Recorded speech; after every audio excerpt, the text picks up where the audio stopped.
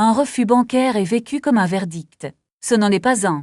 C'est l'avis d'un seul établissement, selon ses propres critères du moment. La plupart des dirigeants ne connaissent qu'une porte, et s'arrêtent quand elle se ferme. Il en existe 3 autres. 4 portes existent, et elles ne s'ouvrent pas dans le même délai. La trésorerie interne d'abord, bénéfices non distribués et apports des associés, gratuits mais plafonnés.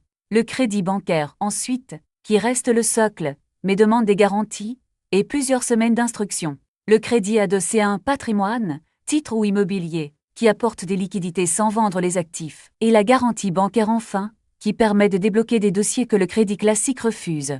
Le délai compte souvent autant que le taux. Une avance sur créance client se traite en 48 à 72 heures. Un crédit bancaire classique demande plusieurs semaines d'instruction, garantie comprise. Quand l'attention porte sur le besoin en fond de roulement, le bon outil est celui qui arrive à temps. L'erreur la plus fréquente tient en une phrase. Frapper 3 fois à la même porte, puis renoncer. Un refus reflète la politique de risque d'un établissement à un instant donné, pas la valeur de votre projet. Un même dossier peut être refusé par 3 banques et accepté par la 4e, ou financé autrement. Encore faut-il avoir corrigé ce qui a motivé les refus précédents avant de le représenter. Une mise en garde s'impose. Multiplier les portes ne veut pas dire empiler les dettes. Un financement résout un problème de calendrier, jamais un problème de rentabilité. Si le modèle économique ne dégage pas de marge, ajouter du financement coûteux ne fait qu'accélérer la chute.